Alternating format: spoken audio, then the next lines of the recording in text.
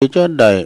ปัดตังคืนบุญสถานีต่างๆตุลุงจะนำไหวพระเกินเด้อเปิดความปินสิริปินมังกละปินมงคลกับตนกับตัวครอบครัวลูกหลาน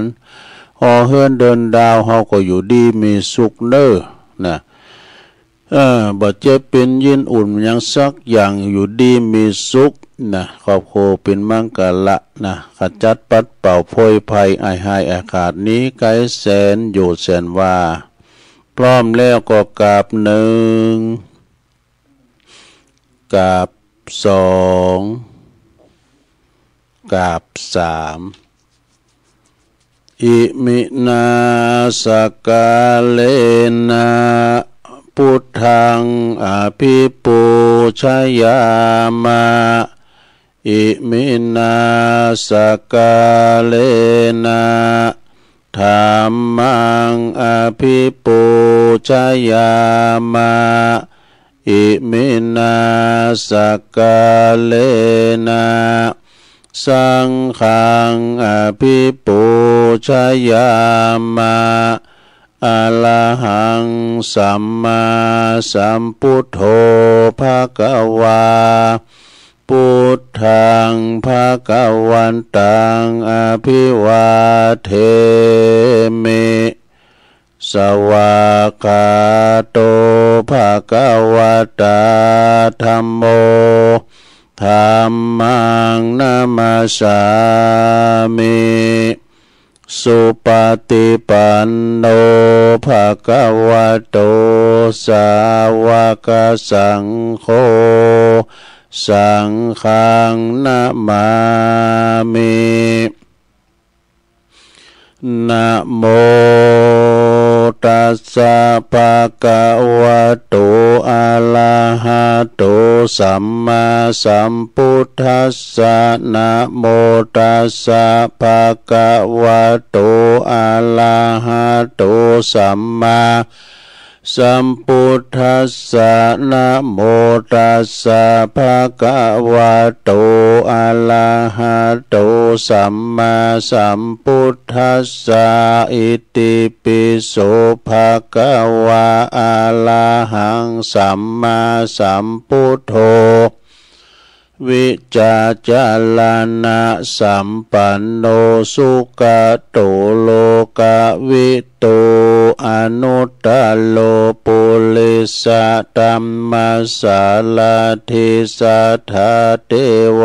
มนุสสานังพุทโธภควติสวากขาโตภะคะวะตาธัมโมสันติติโกอากาลิโกเอหิปัสสิโกโอปันนะยิโกปัจจตังเวติตาโปวินโยเหติสุปฏิปันโนภะคะวะโตสาวกสังโฆอุจจุปฏิปันโนภะคะวะโตสาวกสังโฆญาญาปฏิปันโนภะคะวะโตสาวกสังโฆสามิจิปฏิปันโนภะคะวะโตสาวกสังโฆญาติตังจัตตาลิปุริสายุคาเนอัฏฐปุริสาปุคลาเอสาภะคะวะโตสาวกสังโฆอาหุนายโยปะหุนายโยตักขินายโยอัญจลิกาลนิโยอนุตตลังปุญญเขตังโลกัสสติจายันโตโพธิยามุเลสักกายามังนันเดวัตโนเอวังตวังวิจัยโยโหหิจายสุจายมังคะเลอปลาจิตตปันลังเก สีเสปทาวิปุคาเลอภิเสเกสะปะพุทธานังอากัปปะโตปะโมทาติสุนักกาตังสุมังกาลังสุปาปาตังสุโหติตังสุขาโนสุโมโหโตจะสุยิทังพระมจาลิโสปทักขินังกายกัมมังวาจากัมมังปทักขินังปทักขินังมโนกัมมังปณิทิเตปทักขินาปทักขินานิกาตัวนะละพันตัตเถปทักขิเนสัพพิติโยวิวัจจันตุสัพพะโลกวินาศตุมาเตภวัตวันตรายโยสุขีติขายุโกภวะอภิวาทนาสิลิสานิจังวุตตาปัจจายโนจัตตาโลธรรมาวาทันติอายุวันโนสุขังปะลังเอาแล้วเนาะศรัทธาญาติโยมตุลุงก็ปิ่นเก้าปิ่นโหนำสวดมนต์ไปปิ่นตีเรียบร้อยก็ขอคุณพระติตไลรัตนะผ่านแผ่วตั้งพระแก้วเจ้าตั้งซ้ำปากกาเนาะจงดลบันดาลมาปกป้องคุ้มครองรักษาวัดวาอารามโคงแก้วตั้งซ้ำปกป้องดูแลรักษาครูบาอาจารย์พระสงฆ์องค์สามเณรเจ้าเปิ้นอยู่กับวัดกับว่าได้มาสืบทอดพระศาสนาได้มาอยู่กัมจูปูจาวรพุทธศาสนาเฮามาปีนเก้าปีนโหนำจิตนำใจศรัทธาไหวสา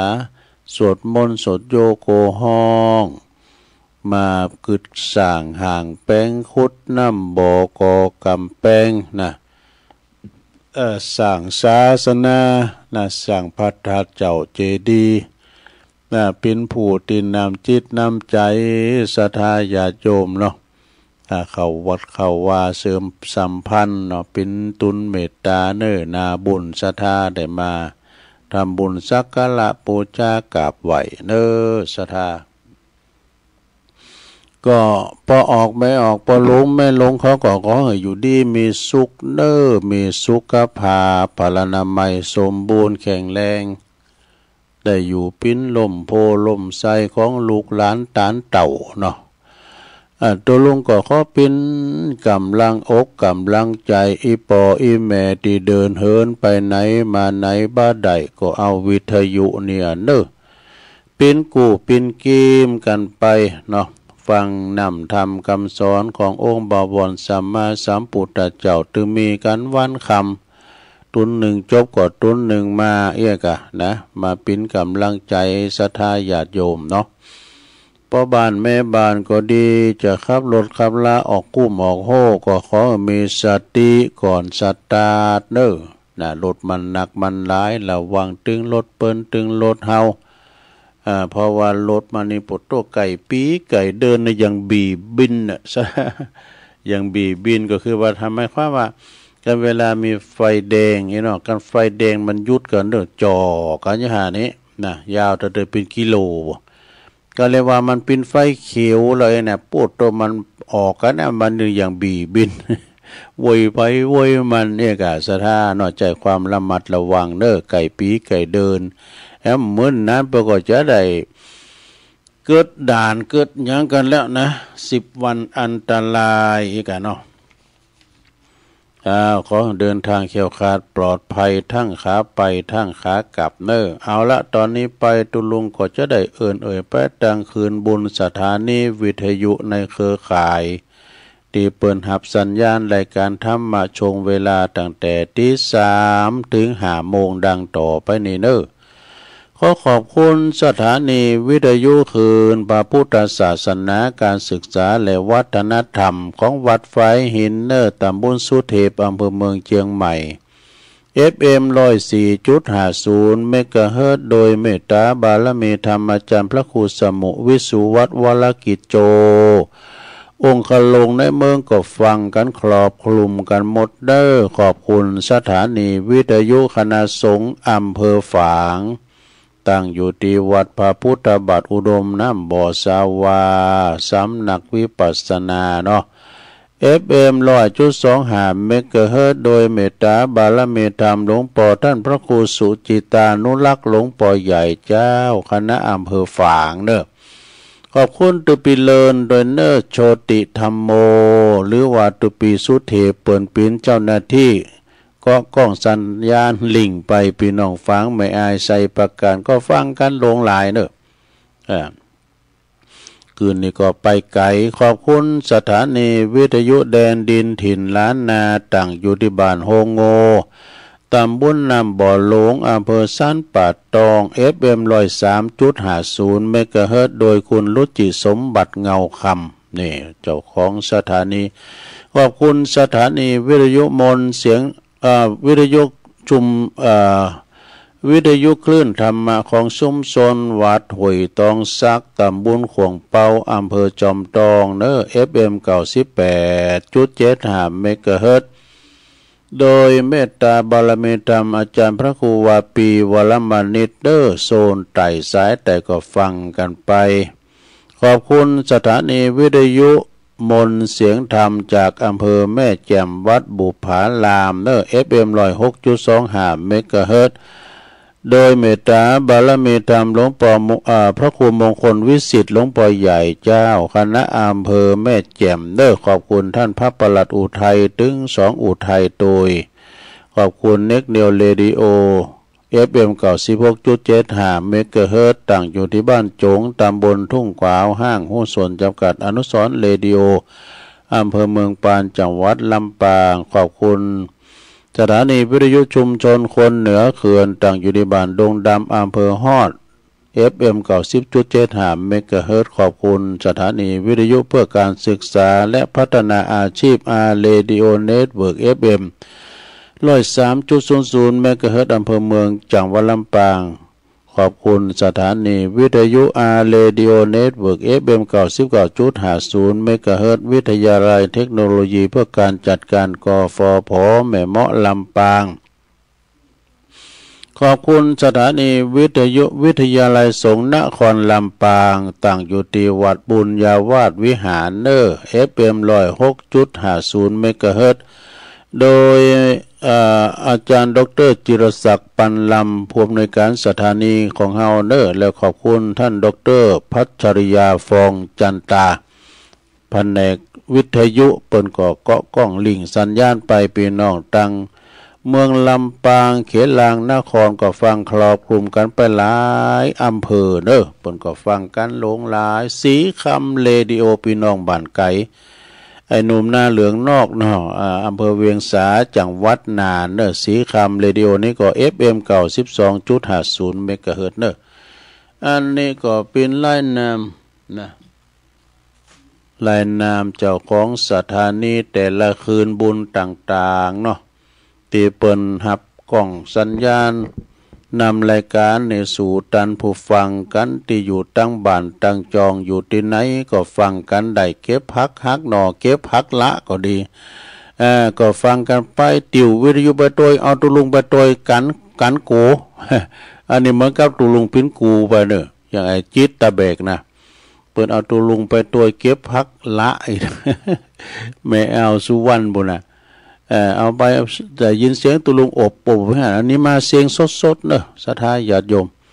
มากันเสียงสดๆมามาจาศรัทธาญาติโยมอยู่ที่ไหนตั้งใดก็ฟังกันได้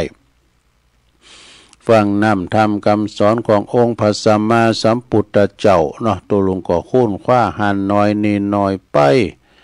เอามาเสนอสนองนะเอามาสู่จู้กันฟังเราสู่จู้กันฟังไปนะศรัทธาญาติโยมทั้งหลายวันนี้มาปะกันก็ตรงกับวันปุดเนอะวันปุดตีมอย่างที่2วันนี้แหละดูเดิน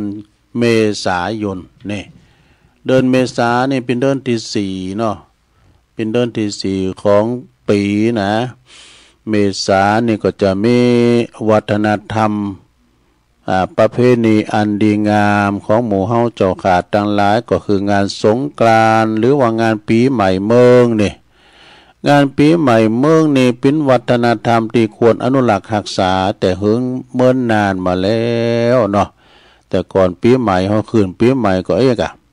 ปีใหม่เมืองเนี่ยแล้วก็เป็นปีสากลเดือนหนึ่งมกรากันไปแต่เฮาก็ละฮิตเก่าห้อยเดิมเฮาเนาะก็ปีใหม่นี่เพิ่นก็มีกิจกรรมที่อนุรักษ์รักษาเพิ่นแป้งข้าวแคบกันนะก่อนเป็นแป้งเตาห้างซุ้มโลไว้เราแป้งข้าวแคบปิ้นเจ้าเจ้านึงแล้วก็เจ้านึงมาปลาลูกปลาหลานมาจอยกันเนี่ยมันโมนโดมันเป็นบรรยากาศก่อนนะแป้งข้าวแคบขอแตนเอาไปใส่ข้าคันแนบไปตากแดดปีนละอ่อนก็รอมันรู้นะกันข้าวแคบรู้ก็ได้กินหน่อยนะของกินก่อนมันเค็มเขาโคบเขาแคบขอแตนไปตานโคเขาห่อหนึ่งห่อเนบกันเนี่ยไปอาบน้ำผัดเจ้าอาบน้ำทาดหุ่นทรายใส่วัดตานโคเขาโกนน้ำเนี่ยโตเป็นวัฒนธรรมปนบ้านปนเฮินปนน้ำนะเป็นเฮินไป บรรยากาศจะนี่มันใครจืดจางไปพองแล้วเนาะมันใครมีเอาละเนาะตอนนี้ไปมือมาปะกันแล้วจะนำเสนอนวโกวาทสักเลืองหนึ่งกันมี10อย่างปวานาตกรณธรรมคือธรรมที่พึ่งธรรมที่พึ่ง10อย่างนี่1ศีลเป็นว่ารักษากายวาจาให้เรียบร้อยนี่นะศีลนี่นะคุณเฮาต้องมีศีลมีวินัยในโตศีลก็คือวินัยเฮานะมีการว่ารักษาศีลรักษาวินัย2พาหุสัจจะมีความเป็นผู้ได้สดับรับฟังมาหนักเนี่ยคุณเฮาได้ฟังนักอย่างเปิ้นไปอบรมไปประชุมเปิ้นถวายความหูก้านี่เปิ้นปาตากถาเฮาตั้งใจฟังนี่ได้กำให้โลกวัตถุดิบทั้งนั้นเปิ้นป้อนข้อมูลเข้าในสมองเฮานะฟังครูบาอาจารย์ฟังพระสงฆ์องค์สังฆเจ้าเปิ้นอธิบายเรื่องนั้นเป็นอย่างนั้นเรื่องนี้เป็นอย่างอีการเฮาตั้งใจฟังนี่เป็นความหูล้นเนาะแม้ว่าจะเป็นครูบา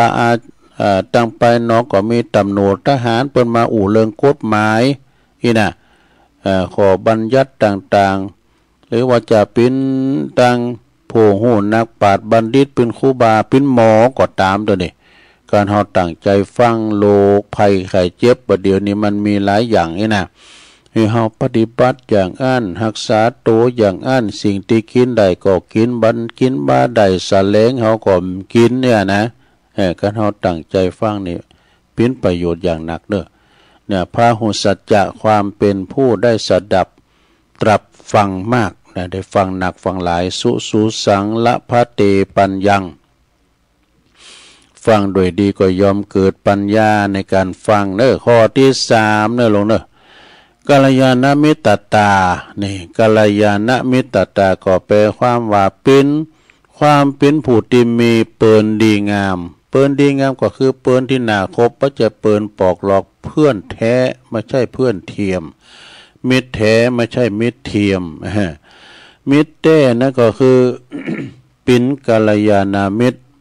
บอกตั้งถูกบอกตั้งปิ้นบอกตั้งตีเจริญบ่ใจเสริมนะข้อที่4โสวัจจสตาโสวัจจสตาก็คือหมายความว่าความเป็นผู้ว่างง่ายนะโสวัจโจ เป็นผู้ว่างง่ายก็ว่าโสวัจจสตาเป็นผู้ว่างง่ายสอนง่ายเปิ้นว่าอยู่ก็อยู่เปิ้นว่าไปก็ไปเปิ้นว่าไปก็ไปนะโสวัจจสตาเนี่ยมันจะฟังมันจะว่าไงกันละอ่อนนะคุณเฒ่าเขาก็เหมือนกันแหละนะอย่างโทนพามโทนพามเนี่ยเป็นมาบวชย่ำเฒ่าประกอบโสวัจจสตาเป็นผู้ว่าง่ายนะสอนง่ายข้อที่5กิงกรณียะกิงกรณีเยสุทธคตานี่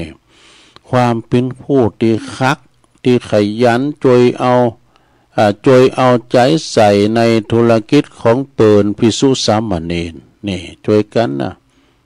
ช่วยกันสมมติว่าเปิ่นมีรายงานอยู่ด้วยกันเนี่ยเนาะทำข่าวรายงานกันนี่ช่วยงานต่างๆช่วยเปิ่นในงานสวนลม ข้อที่6เนศรัทธาเนธรรมกามตาก็หมายความว่าความใคร่ในธรรมความใคร่ในธรรมก็คือความที่ว่าเฮาหักในธรรมในนำธรรมคำสอนเนี่ยกันเนาะ7วิริยะก็คือความเป็นเปิดจันละความชั่วประพฤติความดีเนี่ยละความชั่วประพฤติความดีหนีจากคนตมมาล่างสร้างล่างสวยน้ำที่มันสะอาดหนีจากความเตรียมมืดมาสู่ที่ความสว่างนะวิริยะคือความเปลี่ยนนี่นะ8ข้อที่8สันโดษนี่ยินดีในผ้านุ่งห่มอาหารแล้วก็ที่นั่งที่นอนที่นั่งแล้วก็อยู่ยาตามมีตามเกิดยารักษาโรคตามมีตามเกิดเนาะนี่สันโดษนะสันตุถีปรมังทานังวิสาสาปรมายติ อยู่อย่างสันโดษสันโดษก็คือยินดีผ่านุงโคใบอาหารการกินตีรับตีนอนยุกยาเวชภัณฑ์ต่างๆข้อที่9สติจำการที่จำการที่ได้ทำแล้วก็คำพูดแล้วแม้นานได้แม้นานมาแล้วนะไว้มื้นละดูนะแต่เปิ้นจำได้ มีความจำเป็นเลิศข้อสุดท้ายข้อที่10ปัญญาสติกับปัญญานี่มันคู่กันนะลุงปัญญาของความรอบรู้ในกองสังขารตามเป็นจริงอย่างไรนี่สังขารคือความเสื่อมเหมือนกันนะสังขารเนี่ยนะอันนี้ก็คือทำทาง10อย่างกัน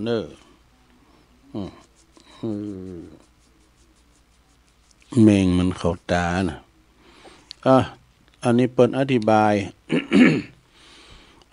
าย วันนาตากรณธรรม10นี่ก็เป็นพระพุทธประสงค์ที่จะฮือเป็นตีปึงแห่งบุคคลเป็นธรรมที่สอดคล้องกับพระพุทธภาษิตว่าท่านทั้งหลายจงมีธรรมเป็นที่ปึงอยู่เถิดอย่าได้มีสิ่งอื่นใดที่พึ่งเลยนี่ผู้ไม่มีที่พึ่งจะอยู่ลำบากนี่ศรัทธาญาติโยม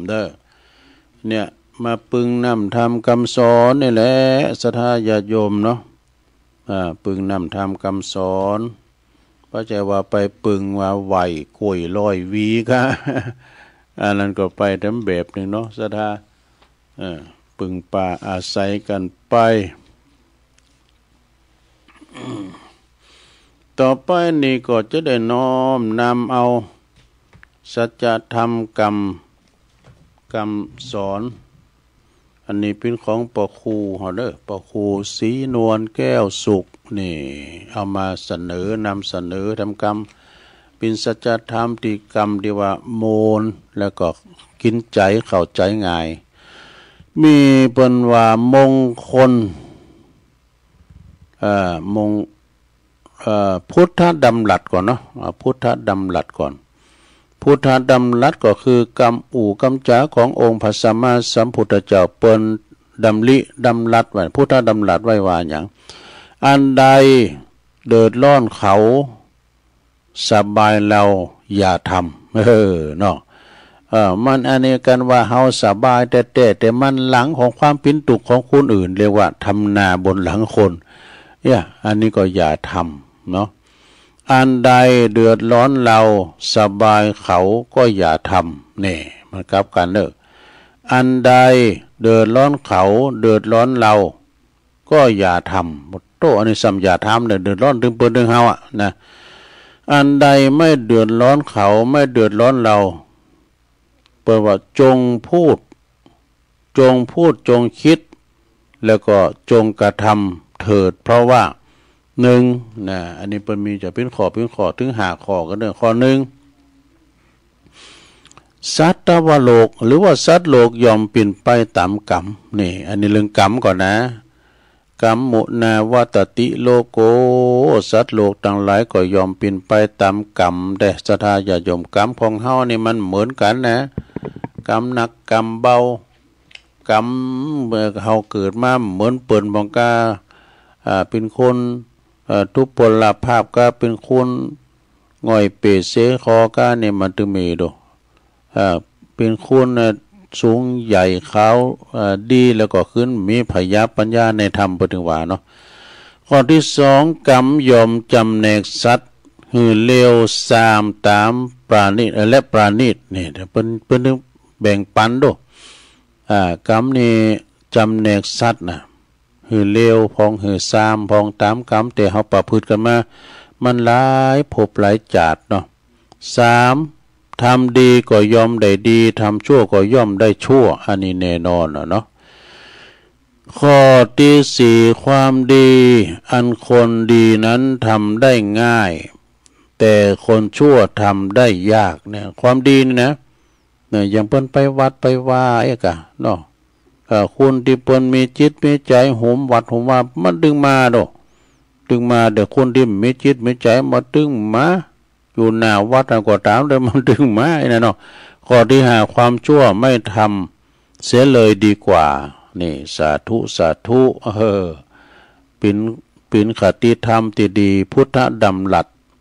ที่รวบรวมมาจากพระครูศรีนวลแก้วสุขหรือว่าพระสุวิชาสะโพนี่นะโอ้เป็นน้ำธรรมคำสอนที่ดีเนอะศรัทธาญาติโยมทั้งหลายเอามานำเสนอให้ศรัทธาได้ฟังกันนะอันนี้ก็ทำกรรมหนึ่งอันนี้ก็ยาวเหมือนกันเนอะศรัทธาเนอะค่าเวลาได้จะดีเปิ้นก็บอกว่าความเพื่อความสุขความเจริญของตนจงพิจารณาข้อความต่อไปนี้เนอะโดยท่านพระอาจารย์ว.วชิรเมธีนี่ท่านเจ้าคุณนะข้อที่หนึ่งสิ่งที่เธอควรมีคืออย่างสติพยาปัญญาเนี่ยเป็นทำเห็นศึกษาไปก็ขดายอันนี้ก็สติพยาปัญญาเนี่ยนอกสถานเนาะเฮามีปัญญาในกินบะเสงนะมีปัญญาติดโตมีวิชาเหมือนมีทรัพย์อยู่นับแสนสติปัญญาก็คือมีวิชาปิ่นชังกลก็ชังสอมสังอนานี่มันดึงกินบะเสงดูปนเนื้อมาหือแปลงทีเดียวมีสตุงสตังเดียวหูเสียงไปอยู่ในธนาคารยังไปเบิกมาอยู่นี่นะมีสิ่งที่เธอมีคนมีก็คือมีสติมีปัญญาเนอะสองสิ่งที่เธอควรแสวงหาคืออย่างกัลยาณมิตรก็คือเปิ้นดีเปิ้นดีคือเปิ้นที่ว่าบ่ปอกหลอกเนี่ยเปิ้นเป็นมิตรแท้ไม่ใช่มิตรเทียมเนี่ยสามสิ่งที่ควรคิดก็คือความดีงามอันใดดีอันใดงามก็พอไปรู้มันถึงประจักษ์แก่สายตาสี่เนอะสิ่งที่ควรพยายาม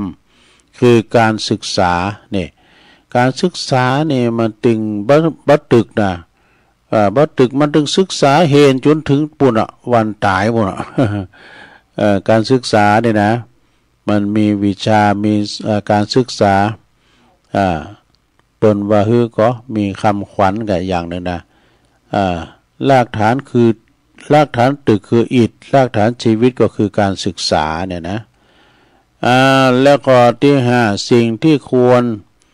เข้าหาก็คือนักปราชญ์นี่ครูบาอาจารย์เนี่ยกันเนาะเข้าหานักปราชญ์บัณฑิตนักปราชญ์ครูบาอาจารย์อย่างเข้าหาตั้งปอหน่อยปอนานไก่ปีไก่เดินมาในขอเปิ้นเขียนเต้นกับรถขอสืบชะตาเตือนต่ออายุ ไปหาปอหน่อยปอนานปอจานลำวัดเนี่ยนะศรัทธาไปเข้าหาบัณฑิตเป็นวันนักปราชญ์หกสิ่งที่เธอควรฉลาดก็คือการเข้าสังคมนี่ คุณเฮาได้อยู่โดดเดี่ยวเดียวดายนี่บ่ได้โดอยู่ด้วยกัน2-3คนประกอบว่าสังคมล่ะโลมกับเปิ้นสังคมเปิ้นมีสังเปิ้นเกิดเปิ้นสร้างหยังเปิ้นแปลงหยังเปิ้นทำหยังก็เอาตนเอาโตไปช่วยเปิ้นไปช่วยเปิ้นช่วยเหลือสังคมบัดเดี๋ยวนี้โอ้อยู่ยากเด้อศรัทธาบ้านเมืองเฮาบัดเดี๋ยวนี้ปิ้นจะได้ไปหมดโลกเฮานี้เด้อนะตึงโลกนะเฮาไปพร้อมวันที่28ที่ผ่านมาก็เนาะที่แผ่นดินไหวใหญ่นะมหาวิปโยคนะบ้านเฮาเมืองเฮาดีละหลายร้อยตบละศรัทธาเอ้ยตุบลุงไปพอ TikTok ไปพอเมืองพม่าเมียนมาน่ะเป็นดีอินดูบ่น่ะเลือสงครามที่มันปล่อยระเบิดกันเนาะเมืองบันนาเลก็น่ะปุตโตตึกรามบ้านจองนี่พังละเนระนาดหมดน่ะก็ไม่ยังมารุนแรงลำเลยดินแตกดินแยกนี่โอ้ยาวไกลเป็น10 กิโลว่ะเพิ่นว่าโอ้เป็นมินมหายนะอันไล่แรงกำแล้วเด้อแผ่นดินไหวเนี่ยเหมือนกับมันจะอยู่ปื้นน่ะก็แต่เอียนะศรัทธาไหวแตะไหวว่าขนาดเฮาอยู่บุญดอยนะบุญดอยน้อยเว้นะหลวงมีกำหินผายน่ะมันยังบัดเนี้ยแต่บุญออกดินมาแหละเมาโหหมดอ่ะโหอันนี้มันนี่โอ้ก็ยาก็กินนะยาหอมมันไหนยาลูมันไหนก็ดึงตรงโคงเนี่ยนะตุลุงนะอยู่ปื้นโฮงเนี่ยนี่ตำบลในฟังอัดอิดอดีอย่าบดไกวมันเคยปะก็มาป้าเฮียมเดียวเนี่ยแผ่นดินวิปโยคป้าหลงมันฟื้นคิงปินดีอินดูศรัทธาเอ้ยบ้านไก่เฮินเคงเนี่ยเปิ้นตายกันเป็นปั้นนะต่างประเทศเปิ้นยืนมือไปจุยเนี่ยต่างเฮาก็ดีจุยตัวเก่าได้อัตโนนาโถด้วยเฮาก็มีผลกระทบได้เนี่ยไผมันเกิดแล้วแต่มันเกิดไปแล้วศรัทธาญาติโยมทั้งหลายเอ้ยนะถึงไหนสิ่งที่ควรฉลาดก็คือการเข้าหาสังคมสิ่งที่ควรตัดก็คือตัดเหล็บบาใจตัดอกุศลตัดอกุศลต่างๆเนาะอกุศลก็คือบดีนะกุศลคือความดีคือความสว่างไสวัยอกุศลคือความมืดบอดสิ่งที่เธอควรเพิ่มพูนก็คือบุญกุศลเท่านั้นกินตานบะเตอลงปิ่นป่าไทยยังปิ่นข้าวห่อต่อสะเบงไปตั้งหน้านะต่อสะเบงไปตั้งหน้าเอาก็จะไปหวังลูกหวังหลานนะศรัทธาญาติโยมทำบุญโดยตัวเองเนี่ยมันโตกับไม้กับมือเขาเนี่ยมันติมอกติมใจเขาไปทำบ้านหนักก็ทำหน่อยก็ยังดีอยู่นะเปิ้นมีหนักเปิ้นก็หอมหนักเขามีหน่อยก็ตามบาตามแห้งไปเด้อนะเขาจะหันว่าบุญมันหันมาบาปมันก็หันมามงนะซ้ำเตือนนะโอ้ยเฮานี่อัตขัดขัดสนเปิ้นว่าจักน้ำถึงหลังสินตีนสุดเมื่อยนะกำเดียวขึ้นมีมามันมีมาแต่ต่อชีวิตไปทำอันนี้ก็เป็นบุญทำอย่างหนึ่งศรัทธาขึ้นมีโจกมีหยังมาก็ต่อบุญไปเนี่ยก็คือบุญกุศลสิ่งที่เธอเพิ่มพูนนะบุญกุศลสิ่งที่ควรอดทนก็คือการดูหมิ่นเหยียดหยามเนี่ยนะศรัทธาอดไว้ดูหมิ่นเหยียดหยามนะเพิ่นมาดูถูกดูหมิ่นเฮาก็อดเอาสิ่งที่ควรกินก็คือกินหยังสิ่งที่เธอควรกินก็คือพุทธธรรมนี่พุทธธรรมซะนะแล้วก็สิ่งที่ควรจดจำก็คือผู้มีพระคุณเนี่ยคุณปอคุณเมเท่านั้นแล้วคุณครูบาอาจารย์นักปราชญ์บัณฑิตอันนี้ไปลืมบุญลืมคุณของเบอร์ผู้มีคุณกุลปอ21กุลแม่12กุลนางปองกินอิ่มวันคำนี่กุลครูบาอาจารย์นั้นอย่าเดือดตุลุงจังเรากุลโลมน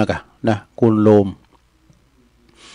สิ่งที่เคยเธอทูลเนาะควรเธอทูลก็คือสถาบันพระมหากษัตริย์นี่อันเป็นประมุขของคุณเฮาชาวไทยสิ่งที่ควรขจัดก็คือความเห็นแก่ตัวอันแก่ตัวสิ่งที่ควรเลิกเมาโมก็คือการพนันนี่การพนันนะจะไปหลิ่น สิ่งที่ควรสร้างสรรค์ก็คือสิ่งที่ไม่ที่เธอควรสร้างสรรค์ก็คือสัมมาชีพสัมมาชีพสัมมาอาชีวะอาชีพชอบเนอะนี่เป็นอาชีพชอบสิ่งที่ควรเร่งรีบก็คือการตอบแทนบุพการีการตอบแทนคุณพระคุณของบุพการีคือพ่อแม่เขาเนี่ยนะตอบแทนคุณพ่อคุณแม่สุดท้ายข้อที่18สิ่งที่ควรปฏิบัติทันทีก็คือทำวันนี้ให้ดีที่สุดจบศรัทธาญาติโยม อันนี้ก็เป็นคติธรรมกำกึดเนาะเป็นสิ่งที่น่าเอามาประพฤติปฏิบัติของพระครูศรีนวลแก้วสุขเนอขอบคุณพระครูเนอพระครูเก่าพระครูเงาก็เดี๋ยวก่อนเนี่ยตัวลุงตังอันนี้วันนี้นะนิทานเรื่องนักเลงนักเลงสุราเดี๋ยวก่อนเนอสดาเนอต้องลองฟังก่อนนะมานักเลงก็คือนักเลงสุราพิจารณาลองฟังก่อนนะสดาเนาะปดโตอันนี้นักเลงสุราเนอะนักเลงพิจารณาลองฟังพอ อาทิเตกะเลกิละดังจักได้ฟังมาในกาลลวงแล้วมานานเมินนานแล้วยังมีคุณตั้งสองปอลูกนี่คุณทั้งสองปอลูกนี่อยู่ด้วยกันนะปอปนนี่เป็นคุณกินคุณตันมีจิตใจเป็นบุญเป็นกุศลกะตานหักษาศีลเจริญจิตตภาวนาเนี่ยปอปนนะครั้นว่าปนได้กระทำกาลกิริยาคือลมหายใจจากไปก็ไปบังเกิดเป็นพระอินทร์ว่ะดูนะเป็นพระอินทร์กันนะโสปุตโตจะว่าฝ่ายว่าบุตรของเปิ้นนี่บุตรของเปิ้นคือลูกบ่าวเปิ้นนะครั้นบิดาเปิ้นทำลายขันคือลมหายใจจากไปแล้วก็เที่ยวคบเปิ้นฝูงกินสุราว่ะกินสุราคบหมู่คบฝูงผานสมบัติพ่อแม่เด้ออันนี้เรียกว่าผานสมบัติพ่อแม่บ่ได้สะสมไว้บ่ได้หามาเติมอันนี้กินของเก่าของพ่อของแม่มรดกถอดปืนมาขายกินหมดกบเจ้าหมูเจ้าฝูงที่เป็นนักเลงสุราเหมือนกันเนี่ยแรงมาก็ไปแรงมาก็ไปปักอันนี้ร้านเราต้องป่ะร้านเราหวานพวกนั้น ก็ไปหายกันพวกนี้คุณกินเหล่านี่กำก่อนนี่มันเกรงใจกันดูมันต่างคู่ต่างยุกยักกันการใส่เข้าไป2-3ต้องบทตัวใจใหญ่แล้วเฮ้ยเอาสุขมบอกกะจดมาจดเอาชื่อคานี้เป็นเส้นก็ชื่อโต๊ะเก่ามันก็ลูกม้ามเจ้าเงาสุกตุกใส่แล้วเนาะแล้วก็เที่ยวคบหมู่คบฝูงว่าลูกบ่าวเพิ่นนะปอเพิ่นตายไปแล้วละเขาละของมากินขายกินจนว่าทรัพย์สมบัติโภคทรัพย์ทั้งหมดเสิ่งไปถึงวันว่ะเขาของสัมปติที่ปอหิหามาไว้เอามาขายกินคบหมู่คบฝูงกินแอลขั้นนั้นก็พระอินทร์ผู้เป็นบิดาคือเป็นปอของเปิ้นนะก็มีความเวทนาลูกบ่าวเฮาแต่นะจึงนำเอาหมอนะหมอซึ่งหมอนี้มันเป็นหมอวิเศษหมอสั่งของใดวะ หมอใบหนึ่งนี่นะจึงสั่งว่าลูกเอ๋ยถ้าเจ้าใดรักษาหมอนี้ไว้หืออย่างดีหมออันนี้เป็นหมอวิเศษนะยังอยู่กับเจ้าตราบใดเจ้าก็บ่ตกทุกข์ได้ยากจะอยู่กับเจ้านี่บ่อยากไล่เข็นใจตราบนานนะรักษาหมอนี้ไว้ดีๆหมอตองนี่นะ หมอวิเศษลูกอย่าพินอย่าหมอดินนี่กะพระอินทร์สั่งเน็บเก็บหอยสั่งเล็บร้อยแล้วก็ขึ้นไปอยู่ที่เมืองสวรรค์นี่กลับไปที่อยู่ของตนโสปุตโตส่วนว่าลูกชายของเปิ้นในครั้งนั้นได้หมอแล้วได้หมอวิเศษแล้วนะก็ปาหมอนั้นไปเที่ยวกินสุราทั้งบ่ไปเที่ยวกินสุราติ๊กปุตตหมอนั้นเปิ้นมีทรัพย์คุณว่าสำเร็จได้สมปรารถนากูอย่างนะคือว่า ปรารถนาขได้เงินก็เงินมากองขได้ทองก็ทองติมเฮิรน่ะ ขได้สิ่งใดก็สมปรารถนาสิ่งนั้นว่าสำเร็จโดยความปรารถนาในสิ่งนั้นทุกอย่างเอกะทิวสังยังมีในวันหนึ่งเนี่ยบุรุษผู้นั้นก็ดื่มไอสุราจนเมามันถ้าเมาเก๋ไปหน่อยนะกินเหล้าเมาไม้มาแล้วเจ้าหมูเจ้าฟุกก็แยกย้ายกันไปขอปีเคินกันไปกะใจหนุ่มบุรุษนั้นก็เตียวมาก็เมาเหล้าเฮ้ยเนาะมีความคือขนองอย่างได้หมดเนาะเอาหมอนั้นโยนขึ้นบุญเมืองฟ้าแล้วก็ฮับไว้เน็ตไว้เอาก็เน็ตมือเน็ตโยนเป็นการหลินเนี่ยเนาะโยนขึ้นบุญอากาศแล้วก็ฮับไว้ได้กับ2 กำ 3 กำเนาะแต่มันเมาเหล้าเนี่ยเนาะแล้วก็โยนขึ้นมาฮับเอาแล้วก็ทำกำแล้วก็โยนขึ้นฮับบทเต้นหลงหมอรุดจากเมื่อตกมาแตกไปมีเฮ้ยตุบหมอเข่าตกเก่าให้แล้วต่างแต่หันมาในปรากฏว่าบุรุษผู้นั้นก็เป็นคนอยากไล่เข็นใจอนาถาว่ะไปขอกินกับพี่น้องจะบ้านเลข10แล้วก็ไปอาศัยไต่ทุนเฮิรนเขาอยู่ว่ะดู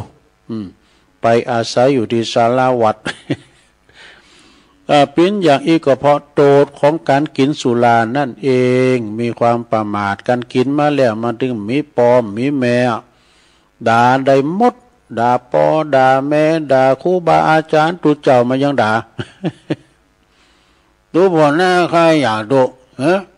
ดูผ่อนหน้าใครอยากส่วนกะ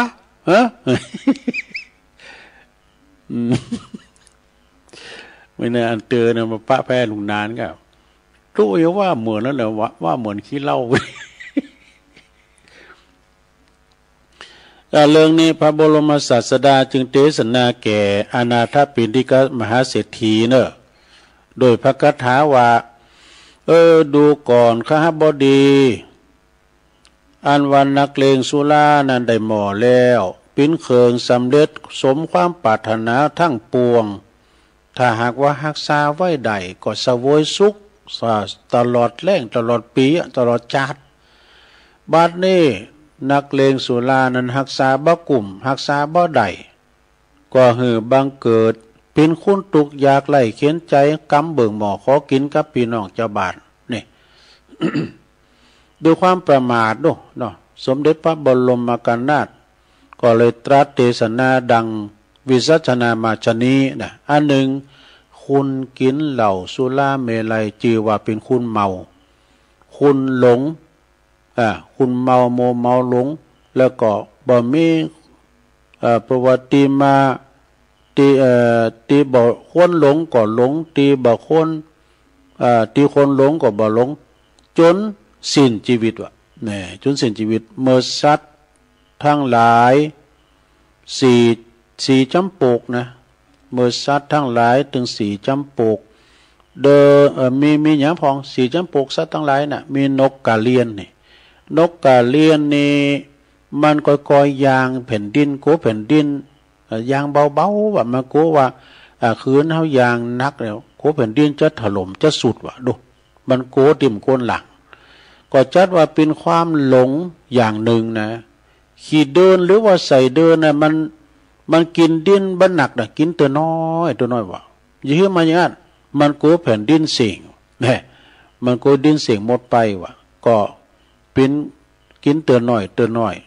ก็จัดได้ว่าเป็นสัตว์ที่หลงอย่างหนึ่งเนี่ยแล้วก็นกมันสังเนี่ยนกต้อยตีวิตนี่นะมันจะนอนนี่มันนอนขอมดูมันนอนหงายเอาตีนจี้ฝ่ามันว่ามันกลัวว่าแผ่นดินจะถล่มมาทับมันวะ เมืองฝ่ากลัวอันแผ่นฝ้าถ้าถล่มมาทับมันก็เลยนอนหงายเอาตีนจี้ฝ่าเอาตีนน่ะจะยันฝ่าไว้วะอันนี้ก็จัดว่าเป็นสัตว์เอาละเนาะสัทธาญาติโยมเป็นความกึดที่ว่าบ่ใครดีโกฟ้าถล่มโกดินเสียงนะคือเดินมันกินดินก็เป็นนิทานธรรมเด้อที่มาที่ไปของเอามาแสกให้หน่อยหนึ่งนี่นะสัทธาญาติโยมทั้งหลายก่อนอื่นนี่ก็ขออนุโมทนาเนาะสัทธาญาติโยมทั้งหลายแต่ว่านี่ตัวลุงก็ได้ไปช่วยงานไปทำบุญที่วัดสันเมืองเนอะ สันเหมืองก็ตั้งอยู่ตำบลหนองล่องอำเภอเวียงหนองล่องจังหวัดลำพูนในเมตตาธรรมของอาจารย์ท่านพระอธิการอิทธิกรวิสุทธิศรีโลเป็นเจ้าอาวาสตุนที่10ของวัดสันเหมืองนะก็มีพระอาจารย์เน้นหลักปัญโยนันท์เพิ่นก็ถวายการต้อนรับลุงเป็นอย่างดีแล้วก็เมตตาบารมีธรรมอาจารย์ท่านพระอาจารย์ท่านพระมหาทวินจารุเตโชด็อกเตอร์วันนี้เพิ่นก็บ้านละวัดเก่าวัดเดิมปัดบ้านเกิดเมืองนอนเพิ่นเนาะเพิ่นก็มาโฮมปิ้นเจ้าภาพสังฆาถึง10สังกันนี่นะเนาะก็ขอบคุณตังปอหลวงสมชายเพิ่มบุญมาปอหลวงบ้านเปิ้นนะท่านผู้จอยแต่ว่าขอบคุณท่านผู้จอยเบิ่มเด้อ เอารถมาส่งรถผมมันมีแอร์นะตุลุงไว้นะไปปินสังตุลุงขี่เพราะซาเล่งไว้นะก็มาส่งเพราะว่า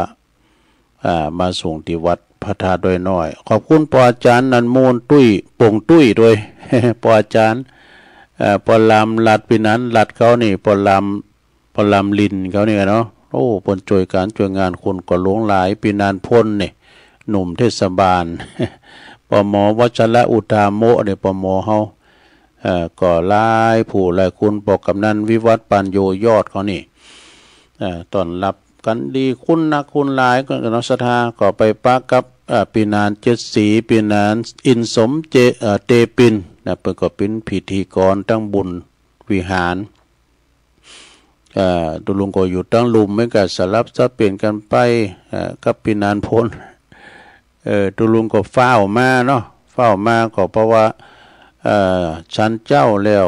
เนาะก็ขอผู้ช่วยเบิ่มมาส่งเพราะว่าวัดพระธาตุน้อยว่าให้โบสถ์เน้นหมู่เนี่ยเนาะแล้วตุลุงเนี่ยมาละงานโตเนี่ยเอางานเปิ่นปินป้อยเนี่ยมาละงานโต ก็ปีกมาก็คุณก็บ่หลายสักตะหือเด้อเนาะเพราะว่าเปิ้นเป็นลูกหลานพี่น้องเจ้าดอยพ่อแม่เปิ้นได้มาก็เอาหมู่เฮาเจ้าขาทั้งหลายเนี่ยก็ที่เปิ้นมาร่วมงานเนี่ยมาเป็นแม่บุญธรรมพ่อบุญธรรมหมอผ่าหมอปาด ก็มีท่านนายอำเภอมานิดไหวไวเนี่ยเปิ้นมาเป็นประธานเนาะท่านนายอำเภอดอยหลอนะแล้วก็ท่านนายกว่าที่ร้อยตรีสุรพงศ์กาบวังเนี่ยก็แล้วก็ตั้งญาติโยมของพระอาจารย์หมอท่านพระปลัดเฮาคณะครูบาอาจารย์ก็มากันหมดเนาะท่านพระครูอภิวัฒนวิกรมก็มาร่วมด้วยช่วยกันถึงหมดถึงเสียงนะได้40 ตุนนะปีนี้นะปีแล้ว70ปลายแต่ปีนี้อยู่10 คืน10 วันเนาะ10 วันที่10ก็ลาสิกขากันไปเนาะก็เป็นโครงการบรรพชาสัมมเนรภาคฤดูร้อนเนาะละเด็กละอ่อนบ้านเฮาก็มีบุญดอยก็มีหลายกะศรัทธาก็จะเข็มไปเหมือนกันเด้อศรัทธาญาติโยมทั้งหลายเพราะว่าละอ่อนมันก็เข็มมันมีบ้านหนักนะศรัทธาญาติโยมมีบ้านหนักบ้านหลายก็จะได้ก็ขอขอบคุณทางเจ้าภาพเจ้าศรัทธาที่เปิ้นมีจิตเจตนาศรัทธาเป็นเจ้าภาพที่จริงนี่ก็พระอาจารย์หมอเนี่ยเป็นพิจารณาตึงผาดไตตึงอันผาดไตตึงบาทโมดก็สำเร็จไปโดยดีเนาะศรัทธาว่าในบทกัน2 ตีหลวงพ่อไป2 ตีเป็นอุปชัยปุ่นแถมตีวัดศรีสายมูลกูและมือนั้น15 ตุนกันเนาะ15 ตุนแล้วก็ตีวัดพระธาตุน้อยมี40 ตุนแล้วก็วันที่5นี่ก็จะไปโบสถ์ที่วัดสำนักปฏิบัติธรรมสำนักปฏิบัติธรรมอำเภอดอยหล่อสายธรรมกายอันนั้น50 ตุนกันเด้อละอ่อนเปิดมาโบสถ์กันนะศรัทธาญาติโยมแล้วก็ที่วัดบาทล้านเนี่ยปาละเหนือนี่11 12บ่เด้อเมษาอันนั้นปล่อยสางรอง เนี่ยช่วยกันไปเนาะศรัทธาญาติโยมเนาะเอาละเนาะตอนนี้ก็ได้จมมงครบพอดีตุลุงจะหยอบอย่างนางมึนลำไปเจ็บแอวจะเตียวยกใหญ่ไข่ตีเตียวไปเตียวมายืดสินยืดสายทำธุระส่วนตัวก่อนเนาะกำเดียวตะติดทำปะละมีปัญจันเด้อ แม่น้อยบุญยวงแท่พันจะฟังอยู่ก่อจ้าเนี่ยแม่น้อยบุญยวงแท่พันเปิ้นอยู่บ้านป่าเหียวสันกำแป้งบุญนะเปิ้นก็มาโฮมทำบุญทำกุศลด้วยทำบุญวันเกิดว่า81แล้วนะแม่น้อยนะแข็งแรงวะนะแข็งแรงหน้าแดงแสงเหอมากับลูกหลานเปิ้นเป็นคู่ไว้นี่วันที่1 เมษาแต่ว่านี่โดเปิ้นเป็นวันเกิดของเปิ้นนะ81 ปีอ่ะนะคือแม่น้อยบุญยวงแท่พันอายุมันยืนยาวเนอะอายุมันยืนยาวแต่ได้กินแต่ตานเปิ้นมีรถนี่ไปที่ไหนก็ได้เนาะไปแถวบ้านปางเมืองลี่ไปหมดอ่ะนะแล้วก็หอมการน้ำกาไฟตัวเนาะศรัทธาแล้วก็มีปหลวงทวีแม่หลวงสุมาลังกาพินด้วยเนอะก็เกมน้ำหยาดเด้อปหลวงเนอะอันนี้ก็โฮมไป2 อย่างเนาะแบ่งเป็น2 อย่างก็ขอบริจาคห้อมงานโบสถ์วานั้น500หอมอินเทอร์เน็ตลุง500รวมเป็น 1,000 บาทเนอะขอบคุณปหลวงทวีแม่หลวงสุมาลังกาพินบ้านป่าหาดตำบลเมืองจีเนอะก็เดี๋ยวจะว่าทำให้ฟังก็เดี๋ยวก็เกมนำหยาดไว้ เอาแล้วเนาะตอนนี้ก็ตุลุงยอบย่างกำเดียวก็เดี๋ยวมาปะกันเนาะศรัทธาญาติโยมทั้งหลายเจริญพร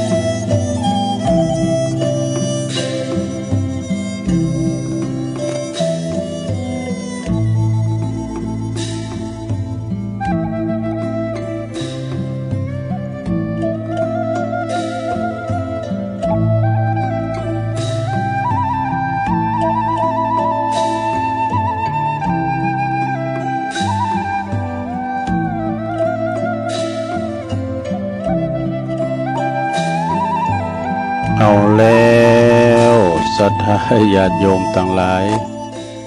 ตุลุงก็พักเบรกเนาะพักเบรกทำธุระส่วนโตเตียวไปเตียวมาภาวันนางมึนลำไปนะเนาะหมายความว่าเขาได้ยกย้ายค่ายตีเป็นการยืดเส้นยืดสายเรียบร้อยแล้วเขาก็มานั่งอู่กันต่อในชั่วโมงที่2เนอะขณะนี้ตันหลายก็กำลังฟังรายการสัพเพเหระปะกิณกะขอนลุงไก่แจ้งรายการเสียงธรรมแสงทองวันนี้มาปินโตแทนเปิ้นเด้อได้รับความฉันทานุญาตจากอาจารย์พระครูอภิวัตนวิกรมนิมนต์ตุลุงเข้ารายการในเจ้าวันนี้เนาะตุลุงก็ลุกแต่เจ้านะมาเข้ารายการมานางอู่นางจาก็ปออกศรัทธาไปนะเพราะว่าสถานีมันจูเฮาที่นี่มันได้สหาโลดหาลาไปตีหันที่นี่ไปออกรายการบนปักตางเจริญบนไหนนะซ้อนรถสลามาเด้อนะโอ้อันนี้มันลูกก็รถก็บ่มีตุลุงนะไปที่ไหนก็ตีนกุดมันมีรถนั่นน่ะกันว่าอันตุลุงจะเอารถให้ละอ่อนเข้าไปฮับเด้อเอาใจดีนี่คำว่าตุลุงอันมาเองเนอะเนี่ยเราโหลดตุลุมจะมีก็ศรัทธาญาติโยมเนาะฟังกันไปในรายการครูบาอาจารย์ที่เปิ่นมาออกรายการศรัทธาญาติโยมได้ฟังกันนะฟังนำฟังธรรมตุลุงก็ซ้อหาคุ้นคว้าไปนะเก่าพ้องใหม่พ้องก็จะไปถือสากันเนอะอันนี้จะเป็นธรรมปาละมีปัญจันศรัทธาญาติโยมทั้งหลายโอ้วันนั้นที่วัดสันเมืองเนี่ยเปิ้นเตธรรมมัจจักกะเตธรรมพุทธาภิเษกหลวงปอเบญจมินเนี่ยโอ้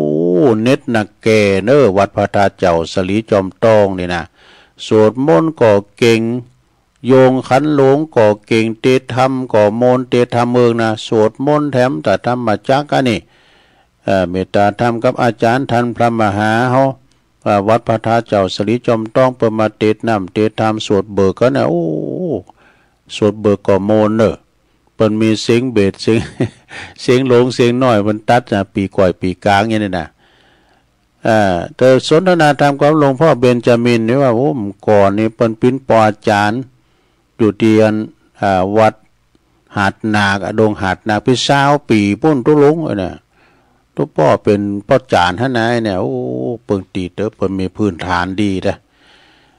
เปิ่นมีพื้นฐานดีเปิ่นเป็นจานมาเก่าติดน้ำติดตามอย่างน้ำไหลนะหลวงพ่อมีคุกคักเอาละไปอุ่นนากระด้วยจะเตะทำอย่างปาละมีปัญจานมีนาไหลหอมฟังน้ำฟังธรรมกันในลงเด้อแม่บุญยวงแซ่พันเกมน้ำหยาดแม่หลงซูมาเขาก็เดี๋ยวก็มาปันป้อนฟังธรรมก่อนป้าละมีปัญจันนะโมตัสสะภะคะวะโต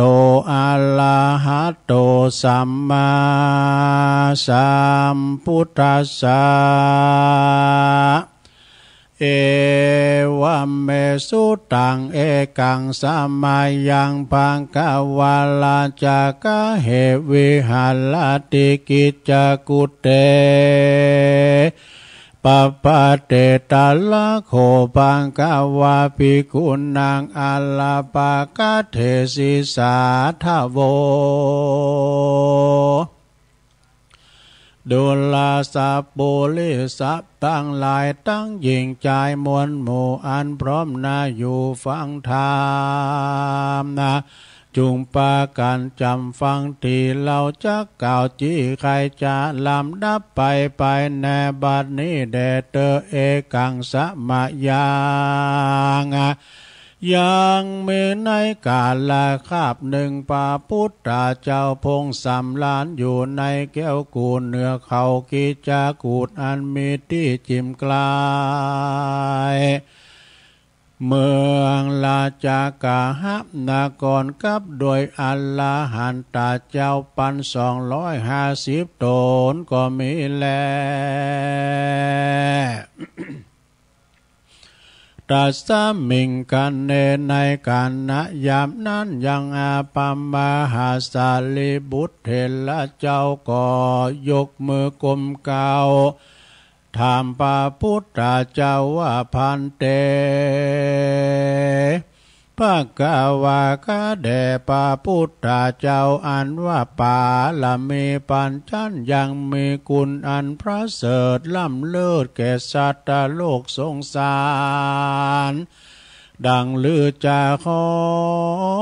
อาราธนาพระพุทธเจ้าได้เทศนาภายโพธิให้เป็นประโยชน์แก่สัตว์โลกทั้งหลายไปนาบัดนี้แด่เตออาตะโคภะคะวาอันว่าพระพุทธเจ้ากันว่ามหาสารีบุตรเห็นเจ้ามากรมเก่าอาลาตานาขอเทศนายังทำดวงผาเสดพระก็มีกำบังเกิดเมตตาจึงตั้งเก้าเทศนาว่าสนามาตุลัตนาตายังตานะปาลามิโยโสภะคะวะอิติปิตานะอุปปาลามิโยโสภะคะวะอิติปิตานะปาลามาตาปาลามิโยภะคะวะอิติปิดังนี้อันว่ากาถาเทวทูตทั้งสามนี้กันว่าผู้กาละผู้ใดได้จำเริญไปใจใจก็จักใดเขาราไกยพระนิพพานเที่ยงแต่ดีลีและนาอธิบายว่าผู้กาละผู้ใด มีสินมันกุงดีแล้วมันมันเมตตาภาวนาไปอย่าได้ขาดก็จักได้นำเอาตนไปสู่ไตรสรณะสามประการได้เป็นอนิจจังทุกขังอนัตตาลำเปิงโดยยังจัลลาพยาธิมรณะว่าพยามักจุลาดหากขับไล่ไปใจใจ ตัวแห่งเราเนี่ยได้ปันแก่ปันเท่าจันลาหูตาก็มามืดมัวผมย่างหัวก็มางอกเอ็นนั้นก็มาหันไปควายตาและตันตาเขียวว่าฟันก็ลุดหล่อนออกปลายตีนปลายมือก็มาสายสั่นอกและใจก็บอกก็มาปานคือเฟื่อนวายเหตุดังอันพระพุทธเจ้าจึงกล่าวว่าอันนี้แลได้ชื่อว่าเทวทูตปฐมมโหตินั่นแลพยาธิอนาติโตนั้นก็มีอันพยาธิอันมาเบียดเบียนบ่ขาดจักกินจักนอนก็มาลำบากมาเป็นทุกข์ยากหนักหนาอันนี้ก็ได้ชื่อว่าเทวทูตทั้งทวนสองนั้นแล มาลานาอนาติโตทัดแต่นั้นไปปัญญาที่ตัวแรงกาอันมันมามันบ่ไว้นาผู้ใดมันก็เต้าอากาศตำหืดตายไปสันเดียวอันนี้ก็เป็นเทวทูตทวนสามแล้วเหตุดังอันปุกกาละยิ่งใจต่างหลายควรล่ำเปิงดูยังเทวทูตทั้งสามนี้ไว้เป็นกรรมฐานว่าอายังอัตตมภาโวอนิจจังทุกขังอนัตตาอันว่าตนตัวเรานี้ก็บ่มันบ่เที่ยง โอ้ความเงี่ยงไปมาทุกขาก็มาเป็นทุกบ่ขาดอนัตตาก็บ่ใจตัวแห่งเรา หากเป็นว่างเปล่าว่าแล้วควรลำเปิงอันจำเริญภาวนาพรหมวิหารลาตังสี่ได้มีใจคลี่ในต่างธรรมเฮือได้กาตำสมาธิภาวนาไปใจก็จักได้รู้แจ้งหันจริงแจ้งจอดกันนะว่ามรณะจากเมืองคนปัญญายมก็อ่านตนองค์อาจก็จักมาโอกาสจะถามว่าดูลาต้านยามเมื่ออยู่เมืองคนโลกลายังรู้จักเตวาตูตั้งสามก็ว่าอันจา กันว่าปุกกาละผู้นั้นได้ขานตอบว่าตัวแห่งข้าก็หากหูจักแล้วยังเตวาตูตั้งสามอันแล้วแลยามนั้นพายายมบีบานก็บอกเฮืออาจารย์นาลกป้วนหมุนนำเอาปุกกาละผู้นั้นไปสู่จันฟ้าก็จักได้สาเวยสัมปติทิพในเมืองสวรรค์หันแลมนุษย์สาอันว่าคนต่างหลายผู้บ่หูจักเทวาตูตังสามกันว่าพญายมมาลาดมาถามดังอันพญายมมาลาดก็เฮจานาลกเอาเชือกเล็กมามัดคาดเอาไปตกยังห้องนั้นลกอาบายปุ้นแลพิกาเวดุลาภิกขุตั้งหลายในยะหนึ่งธรรมเทศนาปาพุทธเจ้าดวงงานพาเสดนี้ได้ชื่อว่าปาลมีปัญจานะอันมีมาในกัมปีปัญญาปาลาเมทวนสามหิด้วยเมแต่แลธรรมดวงพาเสดนี้หากเป็นประโยชนะแก่สัตว์โลกสงสารมากนักมีตนว่าปุกกาละยิ่งใจผู้ใดได้ยินได้ฟังได้สังว่าสวัสดิยายก็ดีมได้ตาลงจำจือไว้เป็นกรรมฐานก็ดีก็จักเมพาลาอาเนส่งกว้างขวางมากนักอันจักหือนำหือมาได้ถึงสุขในชาตินี้และก็ชาตินาเตียนย่อมลำงับดับหายเสียยังพยาตั้งโมนะมีต้นว่าพระราชภัยโจรภัยอมนุษยภัยอาคีภัยวาตาภัยวายโยภัยวาตุอุทักกะภัยข้อตังข้อเกณฑ์เวนอุบัติกังวลอนตาลายต่างหลายพยาธิเมื่อยไข้พยาธิเมื่อยไข้ต่างหลายอันเกิดกับแล้วกลับมาตนตัวก็ดีก็อันยังบ่เกิดเตื้อก็ดีดังอันก็จักลำงับดับหายไปก็บ่อาจกำกายได้แม้นว่าสัตว์ตัวอันมีพิษแม้และก็